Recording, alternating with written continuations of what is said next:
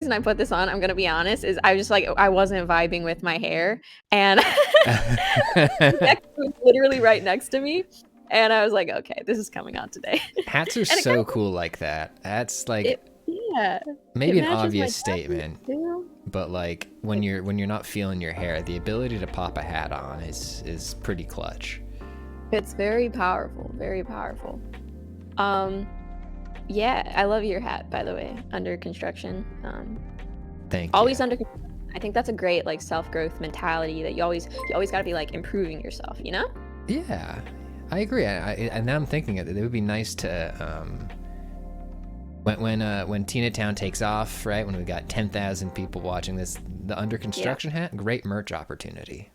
Oh, that's so true. We're already thinking of merchandising and Perpetual Panda. Subscribe to. Hey, Thank you. thanks, Panda. 2 months. 2 months. That's a Tina Town. Yeehaw. Thank you very much. Thank you very much. That's Elvis. What am I doing? Ugh. What do you want to do today? I want to go see Terry. I've been thinking about Terry this past week. I've been thinking about how, I really don't agree with his little rule that you can break 2 laws a day. Like I get that that's a thing in Tina Town, but I don't fully agree with it. So I want to talk to Terry. Are you think that you should be able to break more laws a day than that? No. Oh, okay. No. You're a 0 laws breaking per day person. Yeah. You might think that I'm a law breaking outlaw, but You're a sheriff. I'm a sheriff. I mean, topic for the chat room while we transition scenes here. How many laws per day should you be allowed to break? Right? We're talking sort of long-term purge rules here, right? It's not the purge, like it's not all crimes are legal for X period of time. It is you have X amount of crimes legal per day. How many is that? Exactly 3. 5 if you work retail. 5 if you work retail. Oh, here we go. We're gonna slide on over to the next scene. Yeah. I've never worked. I have worked retail before, but I've never worked. I worked at a like somewhat fancy place called Lou and Gray, which is like a sub brand of Ann Taylor. And so I'm just gonna say I never stole from my retail place, but that's a story for another day. Anyway, hey, it's me. I'm Terry, the trailer truck guy. Hachi machi. What's good? Got What's a good, hot Terry? load of trailers today. I was doing a little cowboy accent just now, but I just realized I'm kind of surprised that you don't have a southern accent, Terry. That's a bit presumptuous of you. I'm from Minnesota, and I don't have a Minnesota accent either. I see. Okay. Meme Shart in the chat room says, "Oh, trailer, I get it." Oh, trailer, yeah. We're at the trailer park, trailer truck. Yeah, okay. So there's this really cool indie film. I don't know if you guys have heard about it, or have you? I guess you've heard about it, Terry, since you're the one who brought the trailer here. Yeah. But and I'm also just a huge fan of the Avatar film. Yeah. Soon to be Avatar films. Yes. Honestly, so, I've only watched. Have you seen the first Avatar, Tina? Oh, of course. I saw it twice in theaters. In once in normal and I think once in 3D. Yeah. How was it? How was the Avatar theater experience? I have not seen this film in theaters, the original. It was pretty dang good at the time. I mean, my parents loved it, like my like suburban, middle class parents. Like I think that's, just like the target demographic. They're just like, wow. Yeah. It's a beautiful counterpoint really to suburban living. It's like, what if we just got nude and ran around in the woods? Exactly. I think that's secretly what all suburban families actually want, but they just can't attain. It's not practical. Ryan Isenura in chat says, to be honest, I know this is culturally divisive, but I do unironically love Avatar. You're allowed to have that opinion. It's okay. We will not hate. What are your memories of the first Avatar, or if you were to provide a plot summary? Because we're about to watch the trailer for the Yes, long-awaited sequel. a Plot summary plot of Avatar. summary of the first Avatar. So there is this guy, and he gets put into this blue body through some sort of technology. I really don't know how the technology works or whatever. And then he goes to the blue world. I think they want to explore it because I'm completely pulling this out of my ass here because frankly I don't remember, but this is what I'm assuming happens.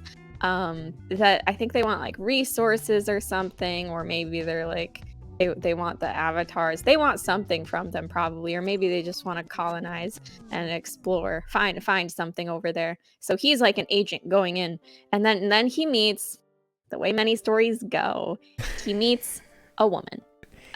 And you know, from the blue avatar people, and he's like hoochie mama, and they're not, he's like hoochie mama at first, but essentially he's like hoochie mama, but then I think she's like, oh my god, you betrayed me, and then he's like, no, I'm gonna fight for your people. I think that's what it is. That's pretty close. Yeah. The human like trade federation or whatever is like trying to mine unobtainium. That's not a real thing. They did not name it that. They literally called it that. Yeah. Unobtainium. We need to obtain the unobtainium. And yeah, so then it becomes like a whole like Fern Gully thing where like, oh, we gotta protect the environment, and I'm gonna yeah. It looks I've only seen the Riff Tracks version of it, which is it's the same movie. It's just a bunch of older men from the Midwest are making jokes over it. So I have not seen it as James Cameron intended, unless that's how James Cameron intended it. But the mech suits are cool. I remember them thinking that the mech suits. Yeah. Wait. Yeah. Okay, yeah. Let's see what the second movie has in store of us. The Way of Water. Makes me think that this is going to be like Avatar: The Last Airbender with waterbenders, but I have no clue. I actually haven't seen this yet, so. Oh, I should screen share this. I'm so sorry. Let me screen share with you. I forgot an important phase of this production. Oh, that's okay. I'm just watching the stream. I feel like it's close enough. Not that much delay. We'll go for the lagless experience here. The lagless. They call me Lagless. Lagless. What do your elf eyes see, Lagless? My elf name is Lagless. Hell yeah. Watching stream. Amazing. Okay. Maybe in this one, the blue avatar people get it on with the sexy fish man from Shape of Water. Ooh. That would be exciting for us. That would be very exciting. Okay. Okay, water confirmed.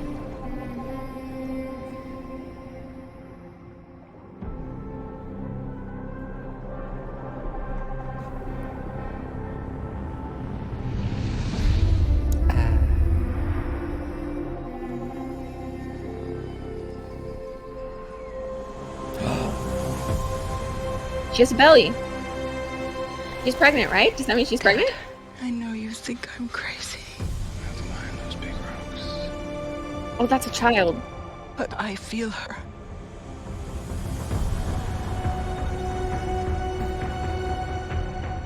I hear her heartbeat. She's so close.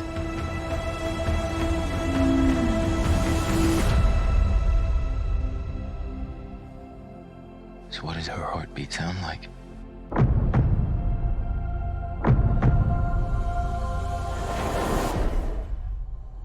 Mighty.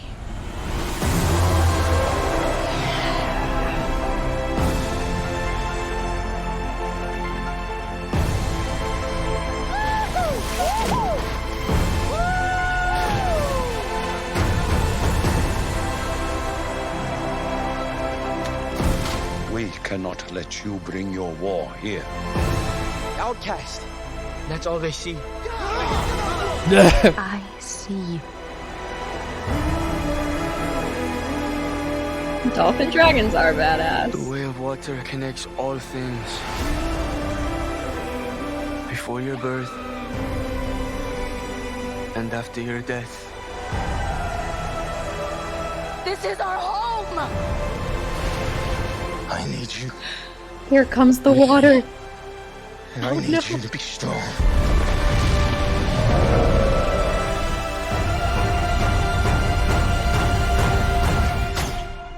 Strong heart.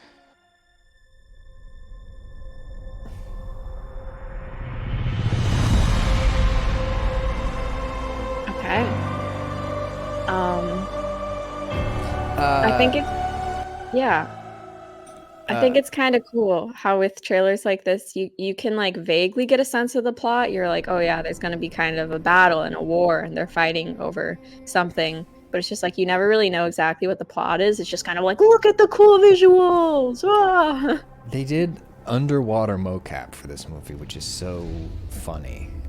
No way, underwater mocap. Yeah. They had like people like, yeah, like in all the parts where they're like swimming around underwater. Like this is like performance capture done underwater. That's crazy. That's bonkers. I mean, yeah, that's kind of cool that they're doing that technology because, like, the first time when the Avatar number uno came out, people were just like blown away by like the graphics or like the technology, and they were just like, "Oh, this is so cool!" Like I don't think anybody was like gushing about the story. They were just like, "Oh, this is visually so cool."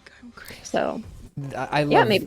This is so funny right here. This is just like James Cameron cutting all of the fan artist middlemen out of there, saying like, yeah, what you spent 800 hours in Maya rendering a pregnant Navi? Fuck you. Here it is. Here's the real deal. Oh my god. Yeah. Lots of blue confirmed, lots of water confirmed, children confirmed, war confirmed. What else do we need to confirm here? There's a dad. Dad is confirmed. Dads are good. Dads are important. I hear her heartbeat. It looks so much like a So close. 1990s graphics card box art come to life. That's a good comparison. So what is her heartbeat Yeah. sound like? Yeah, I mean, I'll definitely go see it. We'll see if it's as legendarily grossing as the first one. Mighty. I mean, I do love big sea life. I'm a sucker for like large sea life. Oh, yeah. It's very cool. Yeah, I feel like we don't get a lot of movies with inspirational, cool sea life. Like, we Yeah. definitely get, like, sea life movies where they're like, oh, look at how scary this sea life is. Like, this is terrifying. Like, Jaws and this stuff like that. But we rarely see stuff that's not a documentary. That's, like, a fictionalized thing where it's like, oh, yeah, beautiful sea creatures. Yeah, that is cool. I love to see somebody holding hands with a whale. That's cool. Yeah. We need more children's shows like that. That sounds like a good children's show premise. I held hands with a whale. That's the title. That's the title of the show. It looks distressingly like, not distressing. Like this one, I think maybe it's just because like so much of like the human architecture is taken out from this one that when you see human architecture again, like right here, like this looks incredibly like a 3D model of an internal space rather than. Yeah. I wonder what the split is between like sets. What's and real CG. and what? Yeah. That would be interesting. Interesting to see. We gave these whales hands and now they won't stop high-fiving. That would be so sweet. Hang on. Alien Monkey in chat room says, Oh yeah. this is a quote, I think, from an article. Avatar Way of Water does. Actors had to hold their breath for several minutes to shoot some of the undersea sequences. What's gained from doing it from real? Cameron. Oh, I don't know. Maybe that it looks good. Come on. No, that's completely bonkers. Like, that's actually like something that you would think, like, I could picture in like a film set parody of like, all right, we're directing an underwater movie. This scene is approximately like 40 lines. We need you guys to do all of it underwater. Eyes open, say the lines. We need to see the bubbles coming out of your mouth. Like, Ignore the sharks. Ignore the sharks. Don't look at them. James Cameron rocks. He's an absolute freak. There's some like quotes of him out there talking about like rolling on ecstasy when he wrote Terminator 2. That's so great. This is a hard turn though. Tell me about this trailer. So I think I've heard this described. I haven't seen this trailer either. It's kind of long, but it's basically what I've heard, zombies but medieval. Okay. And I love medieval stuff, you know, and I love zombies too. I'm a big sucker for zombies. So this game is a must play for me. It's a gameplay reveal trailer. Blight survival. Sick as fuck. Okay, nice. Yeah. Brief content warning on this one. It does begin with a knight bashing the skull repeatedly of a zombie. So, yeah. Let's go! Oh, get yourself hype! Let's go! Knights versus zombie. Oh my god.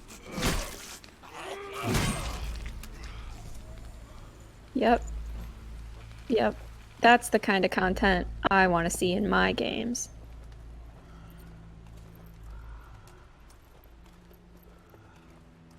Resident chivalry says. Yes. Nice. Okay. Very good. It's kind of long. Would you want to watch it on 2x speed or just like watch half of it? Let's see. Yeah, we'll skip around. Let's see what a combat encounter looks like here. Yeah. All right. All those good zombie screams. Love it. Yep. All right, we got a stamina bar. We got a stamina-based combat system. All right, ground and pound.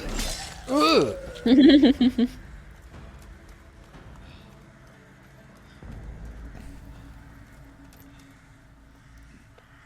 Now I am wondering, I kind of want to look up, like, are you a lone knight in this game, or is there, you have like a team? What's going on here? 4-player co-op action horror roguelike set in the unforgiving no man's land between two desperate states at a ceaseless war. Yeah. Yeah, let's jump ahead, see how crazy it gets. Oh, you think he's got blight? Sometimes You think he's got blight? gets in your veins first. Oh, is that what they call like the zombies in this game? Yeah. Like, oh, the blight. He's dead. Poor bastard reeks. Probably dead for days. You're Hello, Dev. It only gets worse after they're dead. Makes you almost Ooh, what's up, Tina Townies? That's the new name for everybody. keep looking. All right, so it looks like it's doing a Last of Us thing where you got to fight humans too. Okay. Fighting humies and zombies. A labored searching animation. Belsorian God. It promises a large open map with lots of customization options in weaponry and armor, and you can gain inventory from the corpses of slain enemies, but would do well to beware of attacks from unseen foes, as all progression may be lost upon death. Okay, that's kind of fun then. And you said it's like it's 4-player co-op and roguelite? Yeah. Oh, cool. Yeah. I wish they would show the multiplayer. Maybe Yeah, they're doing right? that now. Hang on, maybe that's what's happening. There here. seems to be an element of discovery in the game, as the knight featured in the gameplay trailer investigates a mangled fungus, and shortly after, a discovery notification. By the way, this is not medieval armor. It is at least 1450, but very pretty. Thank you for calling them out on their bullshit. Honestly, Trying to okay, pass yeah, this off. there's another player. On the topic of the armor, like if I were this guy and I had to run around this much, I would not want to be wearing that much friggin' armor. That's kind of heavy. Yeah, I don't know. I mean, I think I would feel very comforted to be like, oh, like a zombie is gonna have a lot of trouble getting through this armor. But yeah, it's I don't know how he's running around this much with that armor. Oh yeah, I always forget Ryan knows about armor and says it's not so bad. You get used to it. Yeah, this is cool. Definitely something new to the whole zombie fans in general. Because like zombies, we've seen zombies before. But have we seen it in this context? There's actually, I'm blanking on the name. Maybe it's called Dynasty or something like that. But there is a show, I want to say it's a Chinese drama, perhaps, that takes place in like not non-modern day. So that one was also a nice little change on things. Chinese zombie show? Was that a... Or no, Kingdom? Was that it? Or was that... Oh, Kingdom. Yeah. That's the one you're talking about. What is this?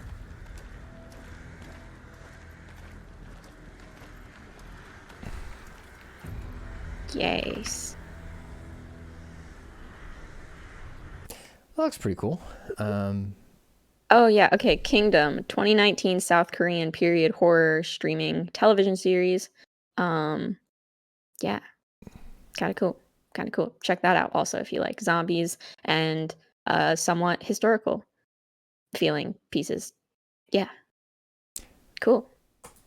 Here's a cool one that you put in the doc for us to look at today. Oh yeah. Yeah, they highlighted this on the Polygon website. It's cool. Yeah, and I got some links in here too. This is Pete Volk at Polygon broke out this cool little explainer about one of the guys who helped with Kratos' mocap for the rebooted Resident Evil games. Kratos' God of War motion capture stunt actor is an indie action legend. This is about Eric Jacobus, who fucking rules so hard. Pop one of these guys on. So he I think he went to I watched his whole Art of Action episode with why is my forgetting every name in the world? Scott Adkins. He went on Scott Adkins' Art of Action interview show, and talked about his upbringing. But he's pretty much just been an indie action filmmaker for like the last 10, 15 years. And then he sent this audition tape in, and they made him Kratos. He's the same guy who did a bunch of the IRL Tekken combos in the same garage, which was great. That's so cool. Do you know anything about like how perhaps mocap or like this type of fighting may differ from like actual martial arts or fighting? It's You know? I mean, it's like, I think it's pretty much like stage fighting, right? Or any like martial arts screen fighting where you need to exaggerate your forms and shapes and make things bigger and more projected than they would be. And then on top of that, like once you introduce, you know, the concept of gameplay to it, you need to consider like, well, precisely what angle is the player going to be seeing this from? So if you're coming up with a way to swing an axe at something in God of War, you need to think, okay, well, what's a way that I can swing an axe that will look cool from over the shoulder, right? Because that's how people are going to see it. And this guy's YouTube channel is just Eric Jacobus, right? Yeah. And then he did this really, really good. We're not going to watch the whole thing on here because I don't want to give it away for free. But he did this really good indie action film called Rope-a-Dope that's pretty much Groundhog Day, but with fighting. So anytime he gets knocked out, his day starts again. And he just gets progressively better and better and better at getting through this terrible day.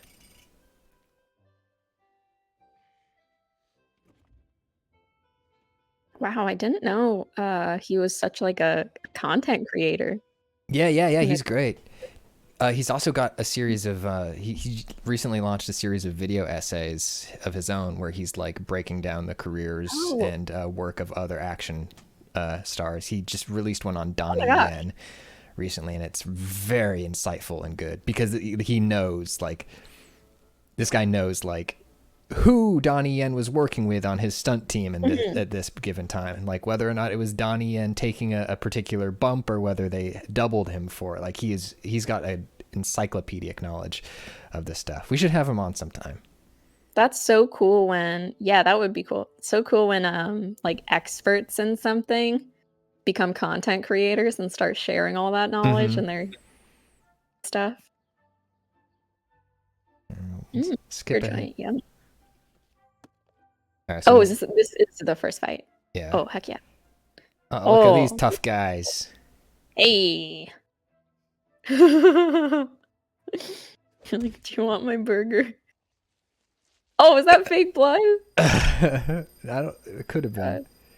All right, yeah. So then it starts again. So eventually we get the whole training montage. He keeps getting his shit kicked every day, and then he finally gets good at fighting.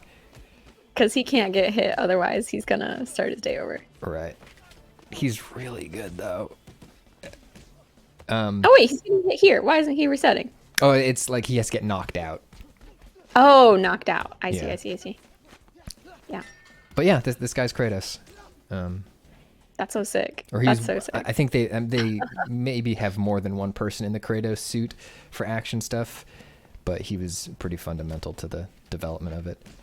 I love it when you put your foot in a bucket and you kick the bucket at somebody. Yeah, because like it seems like it would be a mistake, right? To put your foot in a bucket, but then it's so tactical. Oh, so savage, just brushing dust at someone. That's so good. Anyways, yeah, check this out. Check out this whole channel, Eric Jacobus. He's very good at playing a goofy action guy too, which we need more of. We need a lot of guys who can do all this stuff, but also have funny faces. And Yeah, we've seen enough, serious action. We need utter gags and action at the same time. God, he's so Damn. crisp. I wish I could do any kind of fighting or martial arts. Like, I want to start taking Taekwondo lessons just so I can kick really high. Yeah, that would be fun. Ah, God. Death Garb. I've watched the first episode of Gangs of London now. I just started the other day, and the first fight scene in that pub is incredible. Or in the pub and spilling out of the back of the pub. Hey, tell us about Pongu. Pongu. Okay, yeah. So this was posted on Polygon's website as a part of an article, the best Chinese anime, based Chinese animation. Well, they don't call it anime there. That's why they said Chinese anime. Just to get you started and everything like that, because people are pretty familiar with American or like Western animation and Japanese anime, but there is a lot of Chinese animation you can check out too, and there's some recs on the list. But we just wanted to give you a small snippet of Pongu, which is a little journey that retells the Chinese myth of the creator of the earth through a father and his son, and none of them say a word. It's just fully animated. Oh, cool. Yeah, we'll watch a little bit of it, but not the full thing. So that way you guys have to go watch it on their YouTube channel and give them the views. Oh, yeah. I love those shapes. Yeah.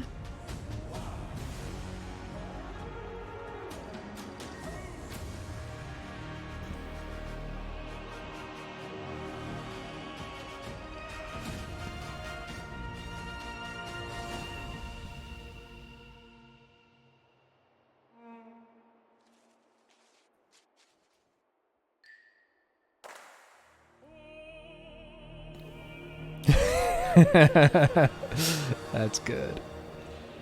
This is so nice. And this chat room is where babies come from. I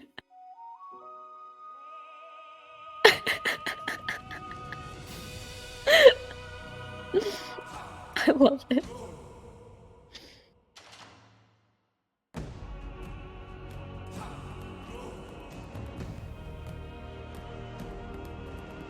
That's very cute. Yeah.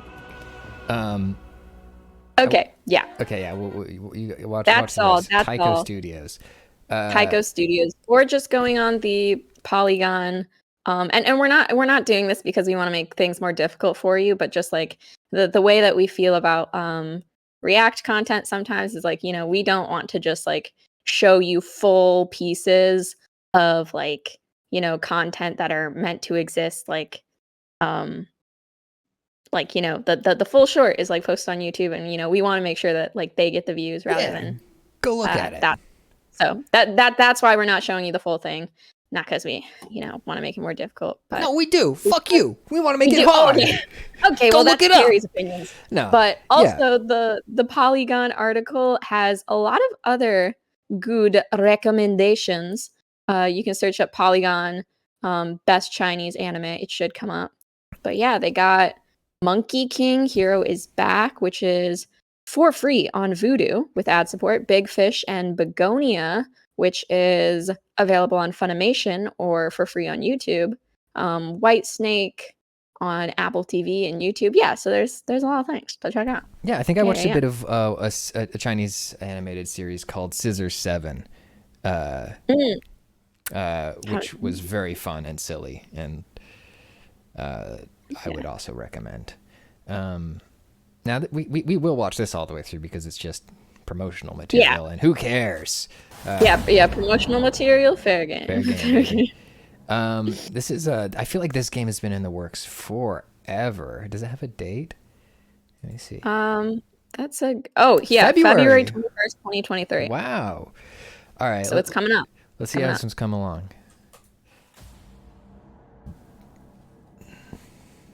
All right, so this is actually IGN content. Oops. Okay, hang on. No, let me just find an actual. It's not a trailer? No, this is IGN made this. Gosh dang it, I thought it was a trailer. Atomic Heart. Okay, here's the official release trailer. There we go.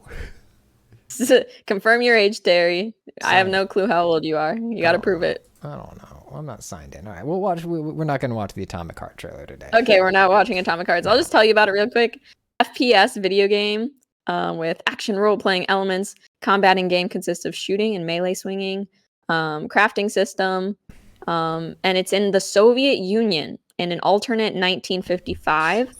Advances in robotics in 1930s enabled the USSR to defeat Nazi Germany in 1941, though with a much more severe loss of life. This results in the automation of much of Soviet labor and the development of proto-internet called the Collective 1.0, linking these robots, vastly increasing productivity and scientific advancement by the end of the 1940s. Yeah. And it's like a shooting game. Terry doesn't want us to know what's in his YouTube history. No, absolutely That's not. fair. That's fair. It's this next clip is from a streamer that I just thought was really funny. You guys enjoyed the cat clip, so I included like a couple more clips this time. This is from Reggie Weber, ReggieWebber, Reggie Weber. Just Among Us VR. It's out now, and I just love it because he's just like a streamer, and then there's probably like this like 12-year-old that he's playing with online, and it's just funny. All right, hang on.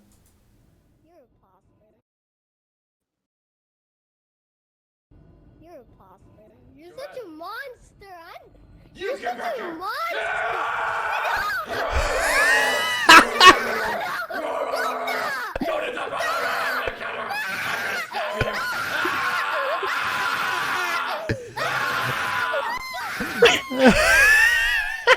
It's just so funny. It's just like a streamer just like completely terrorizing what's up.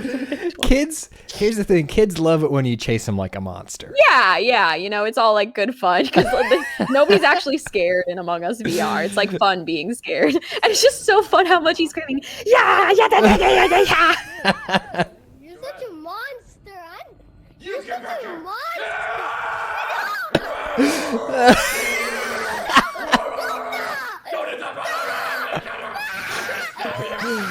Oh, that's very good. I want a headset so I can fuck around in Among Us VR. Yeah, the hand waving. Is that how you move? Is that how you move in Among Us VR? You'd have to like wave your little hands? Don't know. I desperately want a VR headset so I could try it out. But and then cat video because you know I promised cat content every week. Tiny Noodle Thief. Oh, you got the noodle. A homie got the noodle.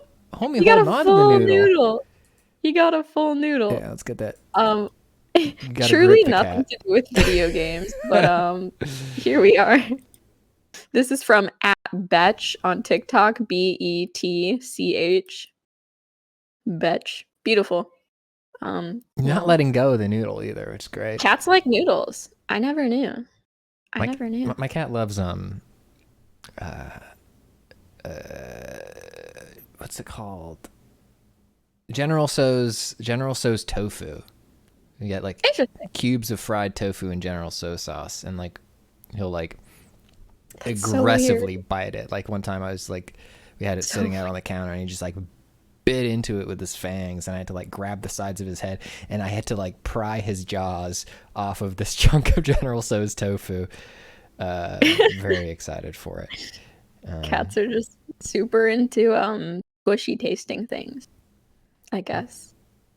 Yeah. Wait, was that person just going in on plain noodles? No, there's probably some kind of maybe butter or like a thin soy olive sauce oil thing. that does just look. It does look suspiciously just like a bowl of plain noodles, though, doesn't it? I think it's very suspicious. You've discovered. Was this video planned? I don't know. Here's a really funny subtle thing here. As you can see, the little cat's claws are sticking out, and that's because little baby cats haven't developed the muscles that keep their claws pulled in yet. So the little claws are always out. Oh, and it is very brave of Terry to have a cat. Yeah. Terry's a trucker, as in he trucks on. And I have a special compartment in my truck for the cat. And I can't prove that. That would take several hours of art asset creation for somebody to prove. So we're just gonna trust me on that. Well, I think that's all the stuff I got in the trailer truck today. I think I'm gonna get on down the road. Yeah, for sure. I'm sad that we can't see your cat, but I trust you. I trust you, Terry. Well, you probably never will. So that's okay. We trust Terry. Chat, do we trust Terry? I don't know. See you later. Bye. See ya. Enjoy your trailers. We got a maybe. We got a yes. Terry, not. Trust can true. Trust trailer Terry. Okay. I think the overall consensus seems like we're veering towards a yes. Which I feel the same thing. Like I feel like there might be some skeletons in Terry's truck, but I don't think they're actual skeletons. I think maybe it's just like, I don't know. A lot of drugs. I'm a smuggler. Yeah, and drugs. That's okay. That's okay. So, let's see what Walt's up to. Was Walt also pro drugs? Now that I think about it, I think Walt was like selling something in a box of Cheez-Its, but I can't remember what. It's hard to keep track of that kind of stuff with all the drugs that I'm on here. Hey, it's me, Walt R. Bear, the guy who runs the newsstand. Hey, how's it going? Any news? I see you got Wowza, you got Cool, you got a picture of some game up here. Yeah, that's you got some news about Netflix. Netflix. I know that place. This was reported out by Owen S. Good. And Owen S. Good. Yeah, so it seems like there's just a bunch of video game adaptations coming to Netflix that are in the works, which is kind of cool because, like, we've gotten some like pretty good stuff like Arcane and Cyberpunk Edge Runners. So it's gonna be cool to see, what hits, what's a flop, etc., etc. So the things they got in the works are Assassin's Creed, Beyond Good and Evil, BioShock, Castlevania, Nocturne, Devil May Cry, Dragon Age Absolution, Dragon Slayer, Far Cry 3 Blood Dragon, Gears of War, Horizon Zero Dawn, Pokemon. Yes, a live action Pokemon. What? Yeah, in the mode of 2019's successful Detective Pikachu, they said that there's going to be a live action Pokemon series. Crazy. Sonic Prime. Yeah. Tom Clancy's The Division. Yeah. So Why? It's like, I don't know. Tom Clancy's Splinter Cell. No, not all of these are live action. Yeah, I don't know if I accidentally said that at the start. Sorry if I did. But yeah, like the Sonic Prime animated. They're not making Sonic real again. They're not making him real again. Yeah. Tom Clancy's Splinter Cell, Tomb Raider. Tomb Raider will probably be cool. Maybe similar to the vibe of Uncharted, of like putting some famous person at the helm. Yeah. Tom Raider. Tom Brady. Yeah. All right, let's tier list these. No, it's not actually tier list these. We don't have time. We'll pick out our favorites. I'm a sucker for anything Pokemon, so I will be watching the live action Pokemon series inevitably. And then Assassin's Creed, I'm perplexed by the fact that they're going back to this well. Yeah. They I'm excited for BioShock. I feel like that could be cool. They tried this. They tried this with who's the guy with the problematically big ding dong? Problematic Ding Dong? What? I'm confusing actors who have what's his name? He's Magneto. Oh, wait, the actor of Magneto. I'm just Googling Michael it. Fassbender. That's the one. Yeah. There we go. Okay. Yeah. Chat's always got it. Faster than I can ever type. Chat's got it. A suggestion from Simone: they should let the assassins drive F1 cars. You know, in a live action adaptation, you never know. You never know what they're gonna allow. Because they do say epic genre bending live action adaptation. Simone interviewed the director of the Assassin's Creed film and Michael Fassbender once. Oh. And I think they were very happy. And Marion Cotillard. And they're very happy to have somebody in there talking to them who is very excited about the Assassin's Creed film. Nice. The Castlevania stuff has been good, I feel like. I am excited for the Devil May Cry anime. I hope that it is really stupid. Yeah.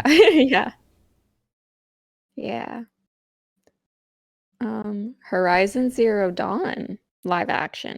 I could see it being good, or I could see it not being good. It's really just a grab bag at this point. You can never trust adaptations to be good or not good. I think I'm gonna get raw here. I could care less. I don't want to see that. I don't want to see that. I could care less. Oh wow. I couldn't care less. That's okay. Well, you know, not every IP is for everyone. I think this, like, I like the game. It's just one of those games where when I played it, not a single part of me was like, I would love to see this with real people running around doing it instead of these digital people. Yeah. So Tom Clancy. Yeah. Speaking of things that you don't want to see. Tom Clancy, good buddy Ubisoft's 5th collab with Netflix. It's an animated adaptation of the stealth action video game franchise. So we're getting anime Splinter Cell. Anime Splinter Cell. Well, it's not necessarily anime, just animated, right? Oh, that's true. Yeah, I think I might have mentally assumed it was going to be the same, like, Western anime style as like Edge Runners. Edge Runners was made in Japan. I think. I see. Dragon Age Absolution and Dragon Age. Castlevania were made in Texas. Oh, I see. Oh, heck yeah, Texas. Sorry, I'm from Texas. Oh, really? Well, that explains the hat. It does. It really does. Lower. Sweet. But that's fun. The interesting thing about, like, where video game adaptations are at is that sometimes, like, there's a chance one of them will be really fucking good, right? Yeah. And this is, like, sort of a buckshot here, right? And I'm not counting on all of these being good, but there's definitely a chance that one of these will be really, really good. And that'll be cool. And I think that's worth it. Like, for every, like, 1 out of 10 video game adaptation, it's, like, really, really good. Mm-hmm. I think it's worth it. Like, you know, parsing through all, like, the shitty cash grab content for the stuff that's, like, you know, still like really just, you know, capitalizing on an IP, but like is actually good. Yeah, Um, and sometimes I even the don't stuff that is just silly cash grabby can be fun to look at too, right? That's true. Like True. maybe we'll get some fun memes out of Sonic Prime, or maybe For Sonic sure. Prime will be incredibly good. Yeah. Yeah. What? Oh. Speaking of cash grabs, I'm sorry, I can't pretend with this one. Walt has no filter today. Walt just I'm crazy. Wow. You can't stop me. Terry's crazy now. Walt's crazy. Like you guys have a lot of similarities. I'm just gonna say it. But so Studio Ghibli's surprise Star Wars short is all about Baby Yoda. Fucking Baby Yoda. I'm pretending to hate Baby Yoda because I want to be like, oh yeah, I'm edgy and I'll have hot takes like Walt. But you know, my hot take is that I fucking love Baby Yoda. Baby Yoda's adorable. There was a cute little Baby Yoda that my friend had in a little baby carrier during Halloween, and it was amazing. I loved holding him. It's great. I love Baby Yoda. I would like to That's see all. the baby. I would like the baby. But yeah, you can see it on Disney Plus. It started streaming. The short became available to stream on Saturday. And yeah, it's just a short featuring Baby Yoda. That's Studio Ghibli. That's about it. It's specifically it's like a mashup of the little characters from Spirited Away and Baby Yoda. It's like the little dust. Oh wait, hang on, wait. There's the ones from Totoro. There's little living dust balls in both Totoro and Spirited Away. Which one are these? The living dust balls. I'm not sure which ones are in this. The dust I'm not bunnies. sure. The little splotches. You guys know the little splotches that we refer to. Yeah. Grogu and Dust Bunnies hits Disney Plus on Saturday. I always forget that Baby Yoda has a name. Grogu. Yeah. Because to me, Baby Yoda is just Baby Yoda, certainly. It is just Baby Yoda to me. And I think that the resistance to just letting us call it Baby Yoda is part of why it's so funny that we keep calling this little creature Baby Yoda. Baby Yoda, he's so cute. It's very cute. How do you feel about regular Yoda? I mean, regular Yoda's fine. I think it's like a little bit sad that regular Yoda has been just like completely overtaken by Baby Yoda. Because like I don't know, like Yoda has so much more history and we're just like all taken by this very cute little dude. And you know, part of me is like, oh, it's just because Baby Yoda is more merchandisable, or like, you know, maybe we just really love cute things, or you know, maybe we just like the fact that it's new. You know, you take something you already know and then you give it a little spin. You take Yoda and then you spin it and you make him baby. It's That's the appeal. So it's sort of a literalization of what they have, sort of done with Yoda in the past, right? Like Yoda was as close as they would make like Yoda stuffed animals and stuff, and right, like Yoda plushies, and in the process of plushyizing them, they would end up looking like what Baby Yoda looks like. So now, we just they were like, might as well just make Baby Yoda. Yeah. Yeah. Trilobite Agent says Empire Yoda is great, prequel sequel Yoda is terrible and a jerk, and Baby Yoda is delightful. Yeah, you're right. He does suck in the sequel films or the prequel trilogy. But the first time you see Yoda, have you seen Empire Strikes Back, Tina? No, I don't think so. Okay, so the first time you meet the real Yoda, he is like absolutely on his like goblin shit. And he's just like rooting through Luke's stuff and chewing Luke's special space sausages. And he's being a complete rascal. And then he gets sort of dire and serious every now and then. Yeah. But I miss that side of Yoda a lot. And I feel like that's definitely something Baby Yoda could do. Like Baby Yoda could be a little rascal. And I do like that Baby Yoda is nasty. I like that Baby Yoda like eats stuff Baby Yoda shouldn't eat, right? I think that is honoring the memory of adult Yoda when Baby Yoda does that. Yeah.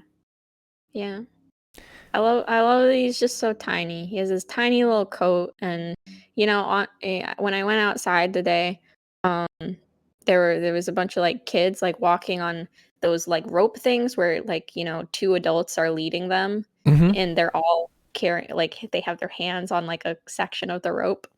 And they're just all like little baby Yodas, if you think about it. They're just all so tiny. It's She's adorable. a child, just like on my shows.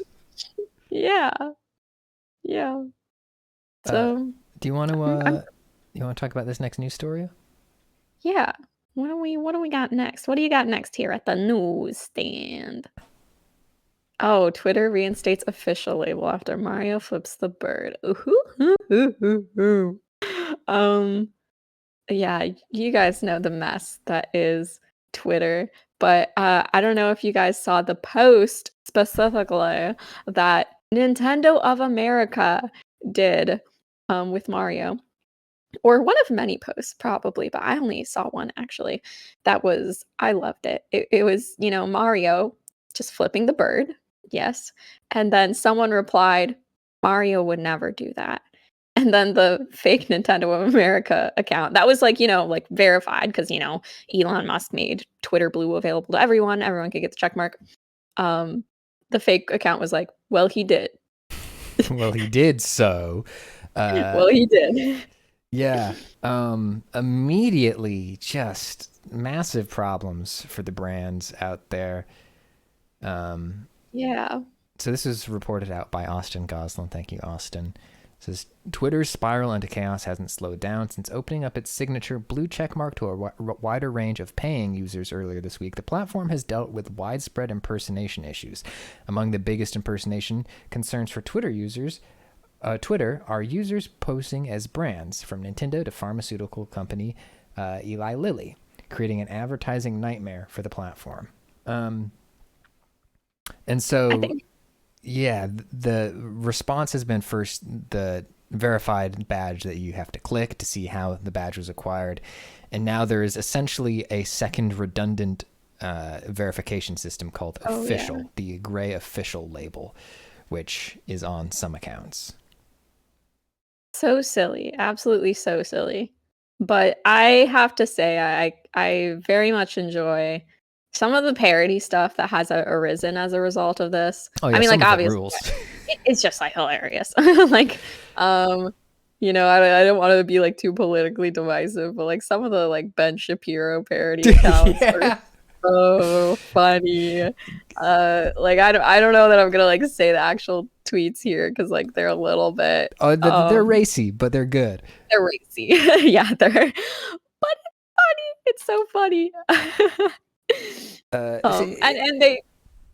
Elon Musk also made it a rule at some point. I don't know. He's just making rules randomly. He was like, from now on, all parody accounts must have the word parody in the account name. But, you know, some of the Ben Shapiro's accounts or whatever, they would have their name be so long that when you're scrolling, you don't see parody. You see Ben Shapiro, parentheses, author of I am a, and then you don't even get to the words parody account because it cuts off by then. Oh God, what a mess! Somebody in the chat saying that this would have been an opportunity to get them for Pat to retweet the funny picture of Toad. This is the problem: is the reason that was funny was that I knew that Nintendo would never, ever, ever, ever, ever, ever, ever do it, right? Yeah. So like, it wouldn't be the same. It would just make me sad. It would be like, a monkey paw wish. Plus, I think if we did do that, I think like you know, Pat would have had to, you know, like change his name to Nintendo of America, and then I think at this point, Pat would have been stuck with the name Nintendo of America because like that happened. Like you couldn't change your name anymore as a verified account. That's true. And then by copyright law, I would have to run Nintendo. I would be in charge of Nintendo from then on out. And that would be a conflict of interest as, you know, a Polygon employee. So can't do that. Can't have it. Anyways, so just I guess the PSA here is if you see an official Nintendo account posting a picture of Shadow the Hedgehog and he says white people be watching porn with condoms on, that is not actually Nintendo of Europe. That is somebody who paid for Twitter Blue to have the privilege of doing exactly that.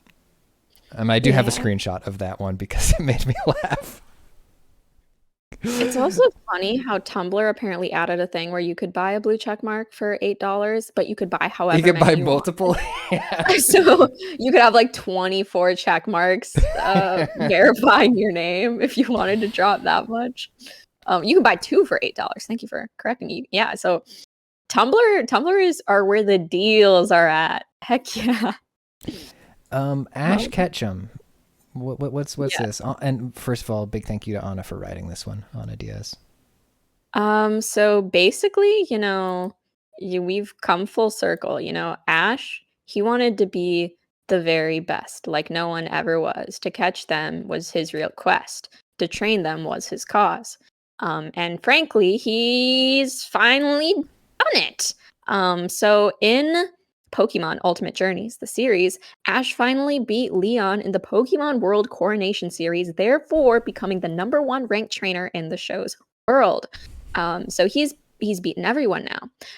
And his final team was Dracovish, Gengar, Sirfetch'd, Lucario, Dragonite, and you guessed it, Bulbasaur. Just kidding, Pikachu. You legit you swerved me so bad just then. I felt like I was about to fall over. You broke my ankles. Pikachu delivered the final blow to Leon's Charizard. I'm sure that there's going to be, I don't know that I'm going to go watch the episode myself, but it'd be kind of fun to just go watch the battle and like see the moment happen or whatever. I'm sure someone's going to post it on YouTube or something. Yeah, that's it. We finally, Pokemon's done, you guys. Pack it up, done. folks. My Turtwig plushie, it'll be on eBay tomorrow. Scarlet Violet, forget that. You don't have to play the game anymore. We're good. We're done. It's great. Where do you go from here, though? Does he need, first of all, they haven't really aged this character much since the show started running. We haven't. He looks the same, if not younger. Because I feel like here. the thing that like a shonen adjacent series like this always has to do once the protagonist achieves their goals is they start they become a mentor to a protege and there's a new hero. Is that are they going to retire Ash, or is he just going to have to figure out what his new dream is going to be? I don't know. I really wish they would do maybe a mentor or all grown up situation. I really wish that they would make, I know Nintendo's not going to do this, but I wish they would make a Pokemon show for adults that's rated PG-13 and I don't know, or is is more I don't know, My Hero Academia or Demon Slayer or something ever so slightly edgier. I think would be so cool because so much of Pokemon's audience I think has started to has grown up a lot. So I think that could be cool. Sometimes aging. Sometimes I'm in support of aging an IP with as the audience ages, but I don't think Nintendo's gonna do that. Yeah, the Pokemon company is very, very precious about it, and to a degree, I kind of respect it that they have locked in hey, this is our target audience, this is our key target age group here, and when you age out of it, good luck, buddy. You're just weird. We have more fresh babies coming in here. Yeah, to take your true. place. That's true. Because even if the original audience is aging, if they keep the series fresh enough and with the times enough and entertaining, new children will come to love it. And parents who grew up on Pokemon will put their kids in front of this because they'll know that oh, this is still age appropriate for the little babies who I reared, so I can sit them down in front of this and they won't come away too messed up. Okay, 100% though, Pomudachi, Pokemon but Chainsaw Man style, that is what I want. That's what I want at this point, but never gonna get it, so it's fine. It's fine. Well, congratulations to Ash Ketchum. Yeah, congratulations to him. Big shout out. Go give him a follow and on YouTube, Instagram. Yeah. Okay. The next story. the next big story is Cyberpunk 2077 Edgerunners is coming to the Cyberpunk tabletop game. So I don't know if you guys are fans of either the Cyberpunk video game, the Cyberpunk tabletop game, or the show. But basically, for anyone who doesn't know, the Cyberpunk game and show initially were inspired by and came from the tabletop game, which has been around since the 1980s. But the thing is that the tabletop game takes place in the cyberpunk world of 2045, whereas the game jumped ahead to 2077. And so they're finally making 2077 in the tabletop game. So we're gonna have all like the tech and stuff there. Yeah, it's gonna be hopefully cool. Like I think I'd be down to play it. Yeah. I really enjoyed playing tabletop Cyberpunk. And Mike Pondsmith is a absolute king. And I'm very happy that I'm very happy and eager for the very small company Artalsorian Games, who created the Cyberpunk IP, to hopefully get a nice bit of runoff of the video game and anime appreciation.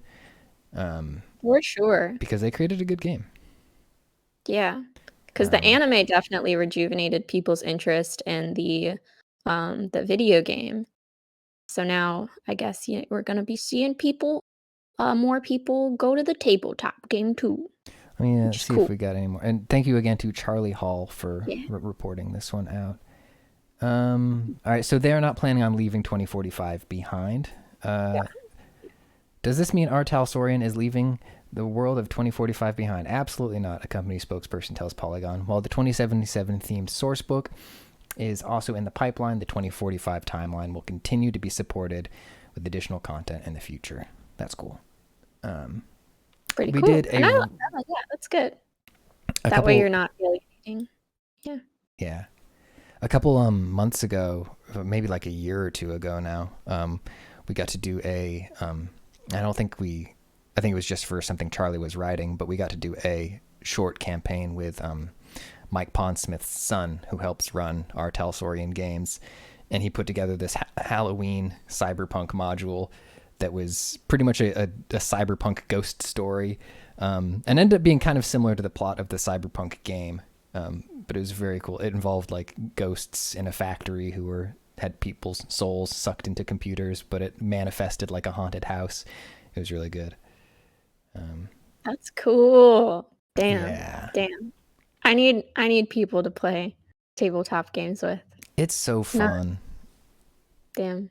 Got more news here. Uh-oh. Who's this? I don't know who it is. Just kidding. Who could that possibly be? This is a little guy. Little fellow we like to call Lin-Manuel Miranda. The guy that did Hamilton. That's right. The rapping president. Our rapping president, yes. So he's been cast in the Percy Jackson live action movie, which is a thing that is happening, which I'm very excited about.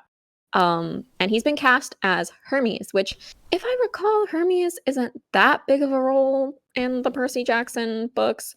And I think the movies are going to be fairly book accurate. I think. Yeah, correct me if I'm wrong. I don't know. I don't recall the books that well. But yeah, he's going to be Hermes, and some people are like, "Whoa, wait, this isn't okay." He's too famous for Percy Jackson. Yeah, and this is a Patrana take, which we'd love to see. Patrana Radulovic wrote this one out. But yeah. Some people are like, oh, he stands out too much from the rest of the cast, because the rest of the cast is all like, they're not new to acting. They've had roles before, but they're not giga famous like Lin-Manuel Miranda. And yeah, which I think is like I've never heard that comment made before, like, oh, this person is too famous for their casting. Like, usually if fame is an issue, it's cited as an issue of like, oh, they're not that talented, or they're not deserving of this. Like, they only got the role because they're famous. But rather, like, some people are saying like, oh, the problem here is that he just sticks out too much because he's famous. I mean, he's not like more famous though than other actors though, right? Like it's something about like the quality, like the precise flavor, quality, and stink of a person's fame that makes it that way, right? Like, and I don't know if Lin-Manuel is one of those. I guess he is. He just like it. I would need to see the trailer for this or whatever to see if he sticks out. Like he like clearly sticks out in the Weird Al movie, but like they're intentionally doing like a winking thing where like you're supposed to know like, haha, look, that's Lin-Manuel Miranda. Yeah. If I was not like deeply, entrenched in online cringe and meme culture and stuff, I think if I saw just this guy and I hadn't like seen a bunch of funny memes, seen this face here, and I hadn't seen a bunch of funny memes associated with that face, I think I would just be like, that's just a guy, right? Yeah. I think, yeah, some people will definitely be like, oh, there's the memester Lin-Manuel Miranda, whereas, yeah, I don't know that I'll care that he's there unless he breaks out into song. It's fine. Maybe part of it is like that maybe I feel like Lin-Manuel Miranda might be more known for being Lin-Manuel Miranda than being like any notable roles in film, right? Like, yeah. Most of the time when he's in the news or on sites, it's because like he did a funny thing with James Corden, or he's hanging out with Obama or something like that, right? So like when you look at him, you're thinking about cultural moments like that rather than works necessarily. I don't know. I'm just hey, listen, I'm just a water bear who works at a grocery store. Yeah. What do water bears know? Let me read a little bit of Petrana's words here. Industry and while Miranda is a phenomenal songwriter and lyricist, his singing and acting skills are fine. His best work happens when he's behind the camera or stage or piano or whatever metaphor you want to toss here. Look no further than Vivo. Netflix's animated Kinkaju movie, which starred Miranda as the title monkey, or his Dark Materials, another adaptation of a beloved children's series where he plays Texan balloonist Lee Scoresby. In both instances, it feels like Miranda is simply playing a version of himself instead of the character. Like Vivo and Lee were simply Fortnite skins for the Miranda character. That's such a good comparison. Oh my god. Interesting. It's a beautiful quip. I want to start using Fortnite skins to compare and contrast things more often. Fortnite skins are actually good, and I like them. Gee, Tina, tell me about this. Oh, yeah. This is simply something I want to purchase. So I put it on the list today because I'm like, maybe other people also want to purchase this. But it's a 2-foot. A 2-foot. Yes, you heard me correctly, folks. Snorlax. And Teddy Ursa. And it's at Build-A-Bear now. And I don't know, like big plushies. I love big plushies. Oh my gosh. So that's really it. There's not much more here to say. Except well, it's available. Looking at it now. Oh my god. He big. He chonky. Oh. Comes with a little night suit. Yeah, I love big Pokemon plushies. So. I really like that we recently did a stream, I think, where we talked about how just a sliver of tummy is disconcerting and gross. But when I'm seeing it here, I feel differently. This is very cute. The fact that he's got little PJs and then his white tummy fur sort of creates the illusion that he's wearing a pair of shorts and his tummy sort of hanging down a little bit under the shirt. It's true. That's true. I like the tum. That's right, Dev. Yeah, it was the Awful Squad. It was when we saw the little peek of tummy on Russ's character model. We like the tum. Do you are you a plushie haver, Tina? Yes, but I'm not like crazy about plushies in the sense that like I don't have like 10 or whatever. Like I'm pretty modest with my collection of plushies. I just want to make sure I really love them before I acquire them. But I got one recently that's like, oh, I wish I had it upstairs. It's downstairs right now. But it's a Sumiko Gurashi, the tonkatsu, the brown one. And it's big. It's like probably like 2 feet or something like that. And it's so nice to hug. Big stuffed animals are way better to hug than a small stuffed animal. Oh my god, a Walt plushie Polygon merch. Listen. Hey. Oh my god. Once we actually launch Tina Town, because this is like Tina Town 0.75, we've been That's working right. our way up, I think. Yeah, Walt plushie under construction hat one day, that would be so great. My question for plushie havers, both you and the chat, is like, how do you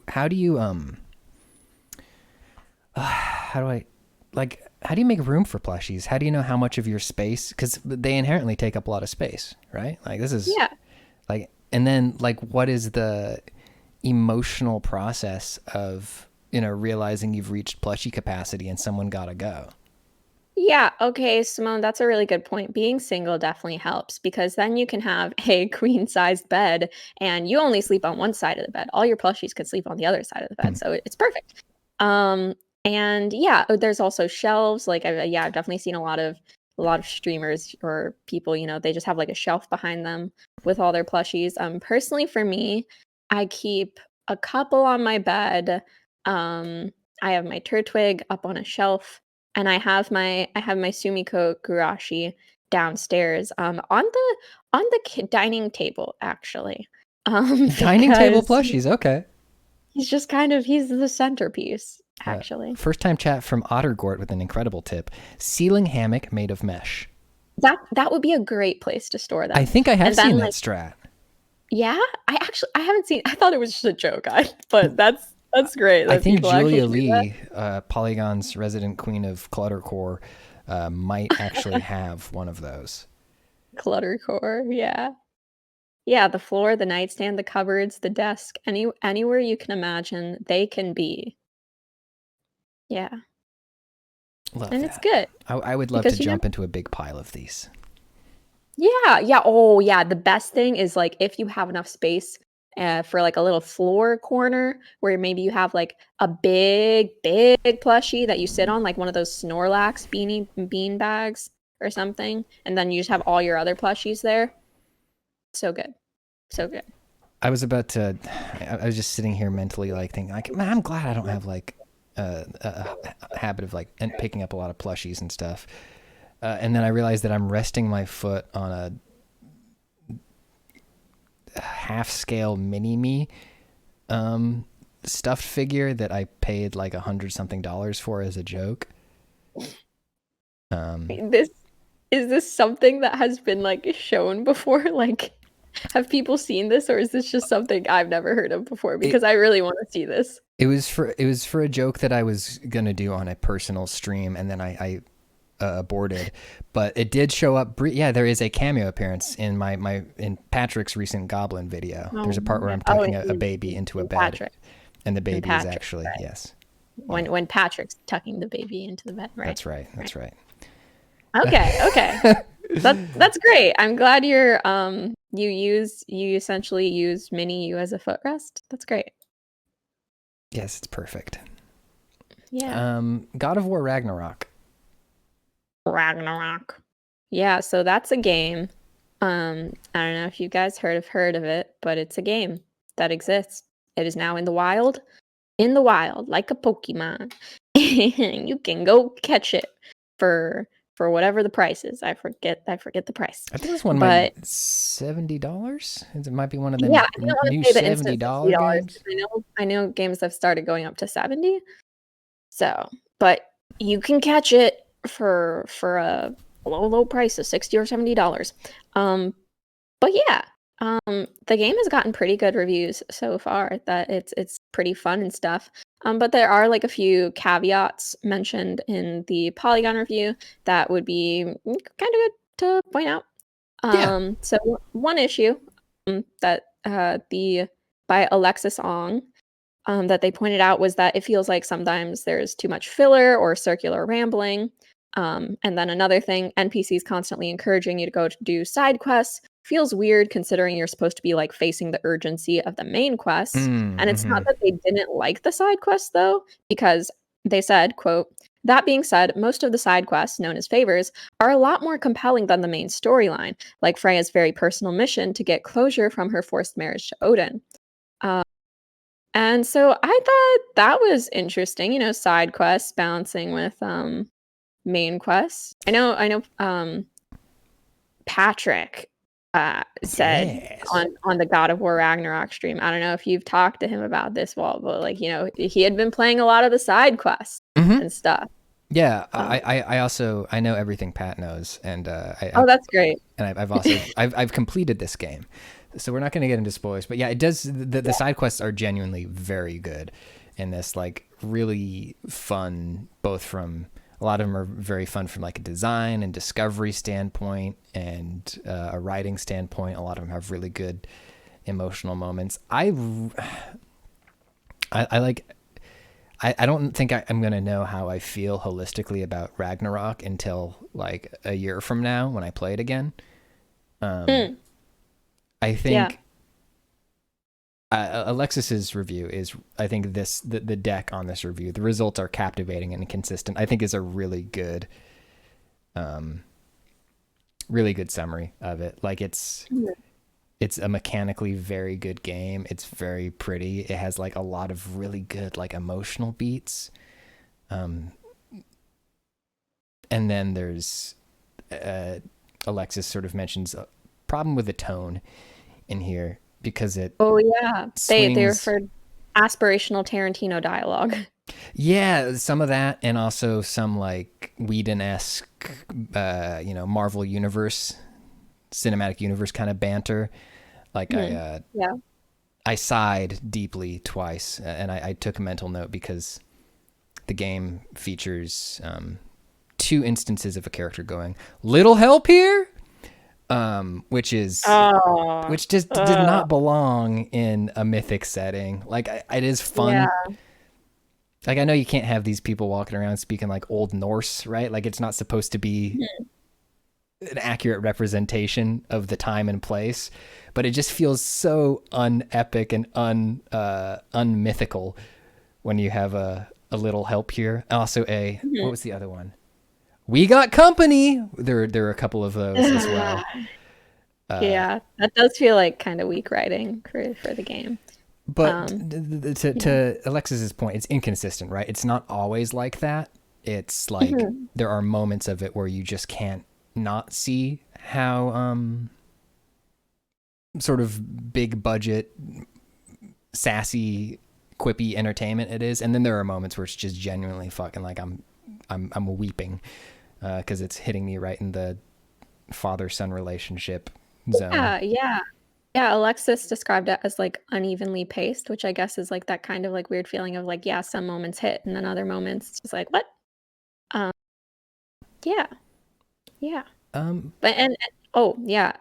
address what they said in chat, yes, Pat is also perhaps part tardigrade. That's why they have telepathy, Pat and Walt.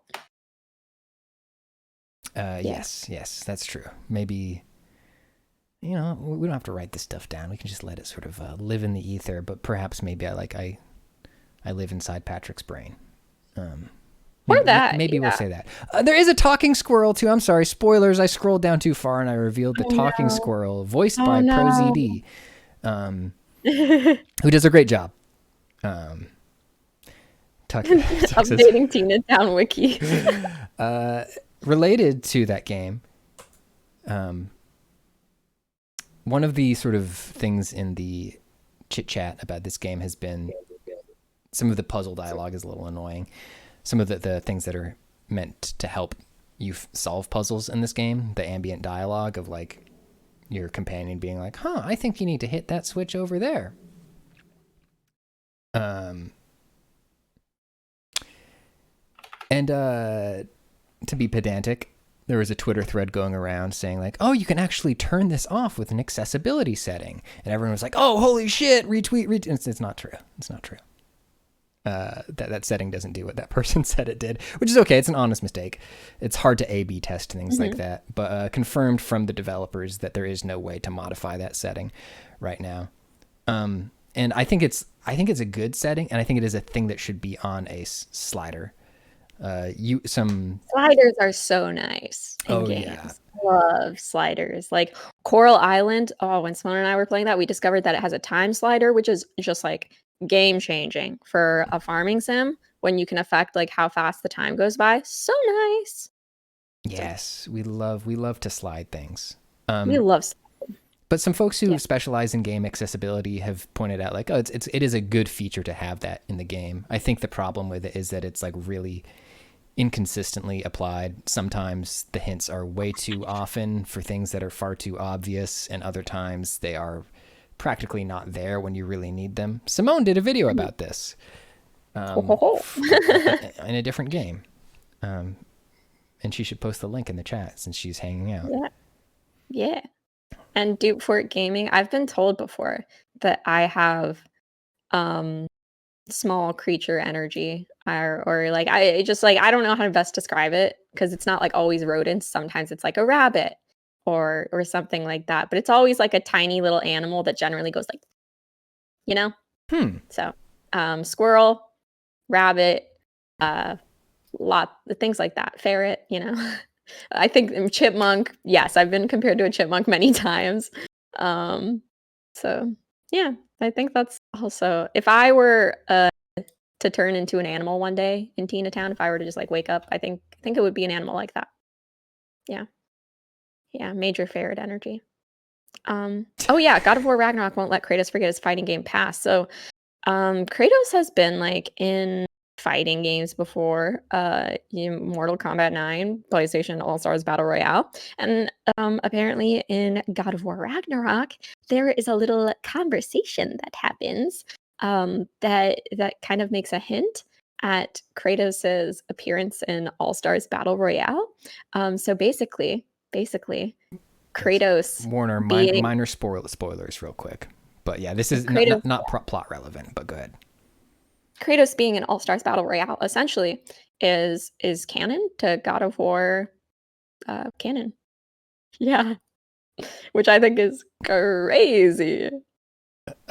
They specifically reference some other Sony characters. Talks about fighting in a tournament. I heard you did battle with beasts, scoundrels, princesses, the undead, automatons, and history's greatest musician. That's not true, is it? And Kratos is like, I don't want to talk about it. But going through this list and looking at the cast of PlayStation Battle Royale, I don't know who is who. Scoundrel, this has got to be Nathan Drake, who was in the PlayStation Battle Royale game. Princess is probably Fat Princess, who was in that. The undead, who is the undead in that game?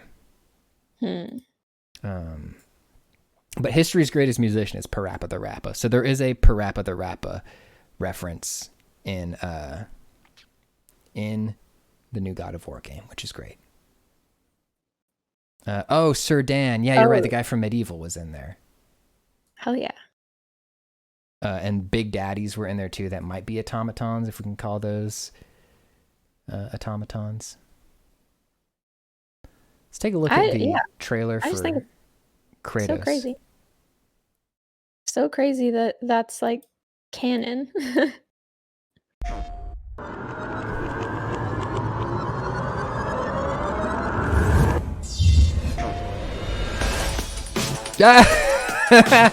It's laughable. Like after seeing Ragnarok and then cutting to this. Wide arsenal, and the combat grapple has some interesting properties to it, because not only can it be used to get in close to an opponent, but it can also be used to sort of change places and get to where your opponent just was and send your opponent flying. Luckily for him, he's got some great aerial attacks. And yeah, the style that they shot this in is so sick. The fucking fisheye lens. It does pretty good damage when it does finally land. Another thing, he's got a counter. That's not something you see in that much of PlayStation All-Stars. Did they use mid-air or on the ground? Christopher Judge voice lines, like original lines in this, or just do they just like pull from the game? So yeah, this game came out before Christopher Judge replaced the previous voice actor for Kratos. Okay. So if the voice lines were in there, they were not Judge. Oh, okay. Yeah. That's it. Speaking of PlayStation. Oh, this is just another thing that is, to play Among Us VR, and also something that, like, Hoochie Mama, is amazing, or at least I'm really excited by VR and stuff. 549 though. It releases February 2023. Money, money, money, money, money. Exactly. My exact thought. Like, my first thought was like PlayStation VR, and then my next thought was money, money, money, money, money. And there's also a bundle thing where you can get it with the Horizon. What was the exact title? It's a VR of Horizon. Let me see. Horizon Call of the Mountain. Yeah, spin-off bundle for $5.99, not $5.99, $199. And pre-orders actually just went up today, which is cool. Yeah, I remember there was a bit of a kerfuffle when they announced PSVR 2 because people were like, "Oh, the old headset doesn't work anymore," and they're like, "Yeah, you need a new headset." But I guess you need a tech reset point occasionally. Did you try what VR stuff have you tried, Tina? I don't know which one it was. I've tried one of the Oculuses at some point. It was a long time ago though. Like, I want to say 2018 or 2019, so probably like the first Oculus ever. And it was fun. It was really fun. And whenever I see people play VR on YouTube or Twitch, I'm like, I want to try it. I want to do more, because I was using a friend's headset. Yeah. It is really fun. And I don't know if locking into a console headset would be the move I would make, because it is so expensive. Yeah. And then to have It's it so then expensive tied only to play. a specific console, right? So then like you're not going to be using like any fun modded content with it. You're going to be locked out of a lot of open stuff with it. Let me see though. I'm just kind of talking out of my ass right now. I don't know if this is actually specifically locked to only be used with PS5. Right. Just like what we're assuming based on how gaming things usually work. Fun is pretty overrated. Yeah. That's cool though. Maybe one of these days VR will take off. Yeah. Uh-oh. Now. And then, yeah, this is just like literally, I'm just sharing like my Christmas wish list at this point. Like, Jinx Nerf gun. I saw it when I was on the subway, waiting for the train, and I was like, "Oh my gosh, this is a thing!" Jinx Nerf gun, and it shoots 18 darts. You can put it on display, or you can use it, and it's $170. Which is a lot. I guess they know who their audience is, though. It's people. But it's like, yeah, if you really love, I don't know. Like, I am very tempted. Like, I think if I were like maybe a few years older, had a bit more in savings, I would do this. I would buy this. But I'm restricting myself because I'm like, I don't know. I'm where would I even put it? That's very responsible of you. Thank you.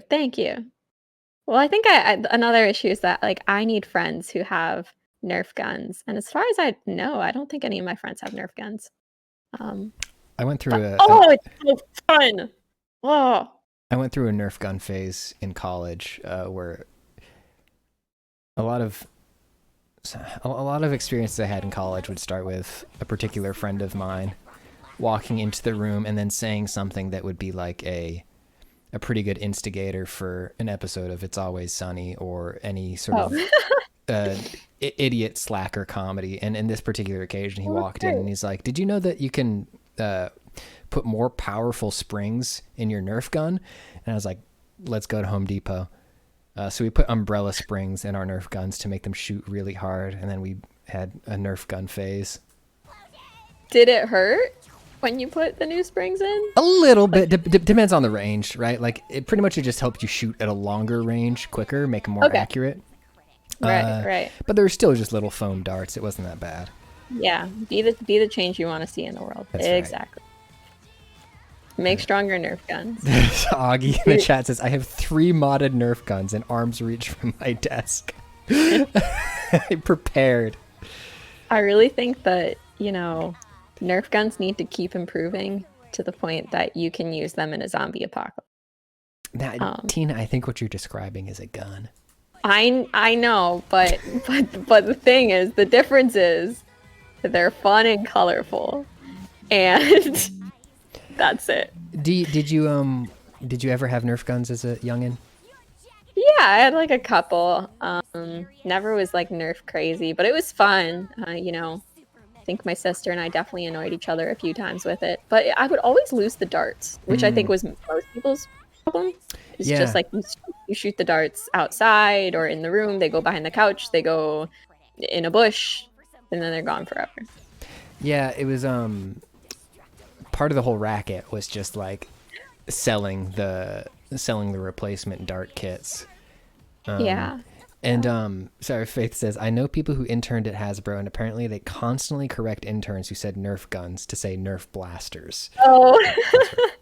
Well, it's funny that they're insistent on that, because they've dropped the whole target shooting element of it. Because when I was a kid, all of the darts had little suction cups on the end of them, and then I think at some point in like the last 10 years that they realized like nobody's shooting these at targets and sticking them to targets. They're shooting them at each other. So let's just put little nubs on them. Let's just put little nubs. The word nub, such a good word. This looks kind of sick though. Yeah, it looks fun. I think I would love if I had like a big house, aka like if I didn't live in New York and like could afford like space, I would have space to just like put that in a display case or whatever. That's cool. I think it would be fun. Just have like a little mount, have it on your fireplace or whatever. And then you can grab it whenever there's a home intruder. They'll be terrified. Oh, very good. I think that's all of our news items. Oh, that is. Yes. Wow.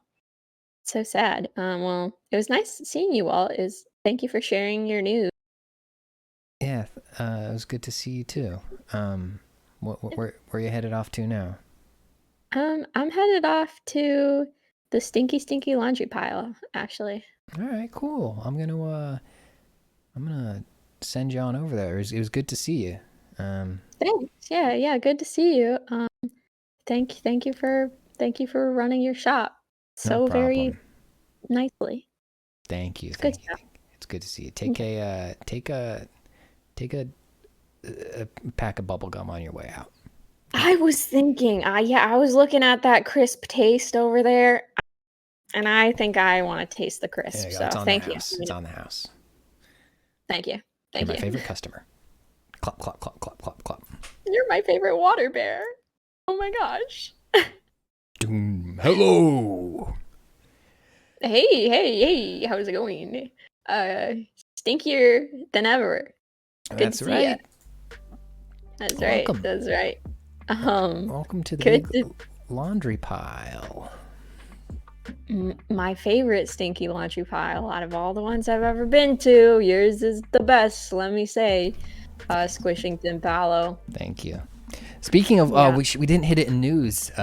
You and Walt didn't hit it in news, but did you see the official Pokemon Squishmallows? Oh yeah. Hang on. Oh my gosh, wait, yeah, there wasn't. We don't have it on the site yet. I don't think so. Oh, but I think I saw it like announced when it was. Oh my gosh, it's so good to hear from another Squishmallow enthusiast, Squishington Palo. Like, good as heck. Oh my gosh, yeah. I remember when I think I saw these on Twitter like a while back. Yeah, they got Gengar, Pikachu. Did they have any others, or was it just those two? It was just those two. But for now, I love the Gengar one. I think like the back, super cool, super cute. Anyways, enough about Squishmallows. Let's talk Squishington Palo. What's up with you? What's the it factor for today? Yeah, so What game are we talking about? the it factor, this is a segment where we talk about a particular element of a particular game or franchise, and then you, Tina, give us a rating on it. And you let us know how you feel about it. I love giving ratings. And today's topic and game is God of War dads. Yes. do I you know think? of a God. I know of a God of War dad. So I actually touched on this like a little bit, or we touched on it, the Polygon video producers and I, when we were streaming God of War Ragnarok, just about like, you know, like what is a dad? Like how do you define a dad? You know, like I know it's not Father's Day, but you know, is it really the biological bearing of a child that makes you a dad, or is it the taking care of a child that makes you a dad? What is it that makes you a dad? And I think we settled on the latter, you know, that if you give birth to a child but you don't take care of them, you're more of a father, less of a dad. But you become more of a dad when you take care of the kid too. And in God of War Ragnarok, Kratos starts calling boy by his actual name, Atreus. More often, you know, he's grown out of just being like boy. So I think that's pretty dad. He seems to care for him a lot. There was that scene where like he held his face, like, Oh, you know. yeah. So I think he's, you know, maybe in the last game he wasn't really dad. You know, even though he did do the dad jokes video, he was, I don't know, he was more of maybe distant dad. More he felt more father than dad. But I think this game, he really became dad. Yeah, I feel like that is his journey over the course of these two games, is the journey from father to dad. I agree big time. And there's a lot of fathers in this game too. One of the things that is good, I think, about this recent God of War is, even though the cast expanded a lot, like it's all still, a lot of the new characters they introduce still have like familial relations, right? Like that's still a super important part of every character who shows up, is what their relationship is like with their family. And there's a very bad dad in this one, or a very bad father. And there's also a very sweet moment in this one where Atreus eventually acknowledges Mimir's sort of role as a father-like figure to him, which is very cute. How does Richard Schiff rate as a God of War Ragnarok dad? He is either a father or a bad dad. That's nice that the game shows a wide variety of dadage. First game was Dad of War. Now this game is God of Dad. And Thor's in there too. Thor is a dad in this game. We won't get too far into the spoilers there, but yeah, that's an important element. It's cool. It is cool how it's a very, oh my gosh, yeah, very, very dad focused without us even really realizing it. Like, you know, they don't market the game as like, buy God of War Ragnarok, the dad game of the year. That's not part of the marketing, but it really is. It really is at its core part of the game, part of the character. It's about familia. Yes, exactly. God of unconditional love and support with your homework. Precisely. That's cute. Precisely. So on a scale of 1 to 5, probably a 4.5. My only ding is like, wait, do they ever say dad in the game? Oh, do they say the word dad? Do they say the word dad? I feel like he usually calls him father, but I need to go back and check, because that would be huge if the boy felt comfortable enough. I'll give it a 5 if the word dad is said, but unless we can confirm that, I think it's a 4.5. Simone, this would be God of War would be a 0 out of 5 game if Atreus insisted on calling Kratos Papa. Papa, I'm sorry. Jesus Christ. Yeah. So yeah, 4.5. 4.5 out of 5 dads. I think I agree with your assessment. Yeah, that's my assessment. Well, I'm Sick. gonna. When will Kratos be added to Dream Daddy? Facts. Ooh. Facts. Like, if they let him be in fighting games and stuff, add him to Dream Daddy. Yeah, Add he's him to single. Dream Daddy. He's single. Yeah. He's overcoming trauma. He's working on himself. He's trying to be his best self. What was the thing we came up with? Was it Theros? Kratos when he goes to therapy? That's Theros? right. Something like that, yeah. Yeah, he's working on himself. It's great. Yeah. Definitely. If I played, I would start playing Dream Daddy if they added Kratos. Get on it, Sony. Well, I'm going to cast you out into the void. Oh, I was so enjoying the smell of the beautiful moldy clothes. Well, that's the trick. Is I gotta leave you wanting more. So that's fair. Out with That's you. how you run a good business. well, it was good talking about dads with you. Anytime. Yeah. And thanks for reminding me about the Pokemon Squishmallows. Yeah. I if you get one of those, you need to send some slow motion videos of you like dropping them on the floor because it looks like they really like bounce in appealing ways. Oh, okay. Bouncy Squishmallows. I love nice. that. Oh, it's so cool. Beautiful. All right, well, off to the void with you. Goodbye. Hey, we did another Tina Town. We did. Tina Town number 0.75 or something like that. Yeah, we'll get to one of these days. I'm gonna start making the numerical increases of episodes even smaller and smaller. So eventually we're gonna be looking at like episode 9.567222 repeating. Yeah. Before we finally reach full numbers, that is. Oh yeah, Lance Hart says, I think the show could become a podcast. Yeah, I think every segment could be a podcast aside from the things where we show trailers. Maybe that might be a hard. Kingdom Hearts numbering, precisely. Yes, we're doing the Kingdom Hearts numbering scheme. Yeah, fun things planned for Tina Town still. You know, we'll have, dare I say, we'll have a guest on at some point. Yeah, that'll be Who knows dope. Who knows when, but we're constantly under construction.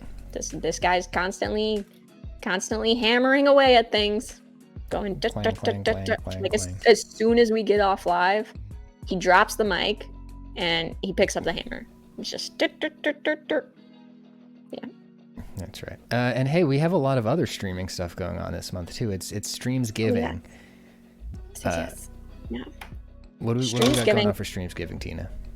I am pulling up the freaking calendar because I don't remember it by myself. So, tomorrow we have nothing on Streamsgiving. That's right. Tomorrow is a day off because we have a big special stream on Thursday. On Thursday, we have a big sponsored stream building an F1 rig. I don't know if we posted the stupidest graphic ever. Stupid, and by stupid I mean amazing, of course. Building an F1 rig. It's sponsored by GameStop, actually, not F1. Yeah, because, F1 games, you don't want to play with a controller. You need the immersion of being in a car and, feeling the ba-ba-beep-ba-ba. So they're going to be building that live on stream. Simone's going to be living out her F1 dreams.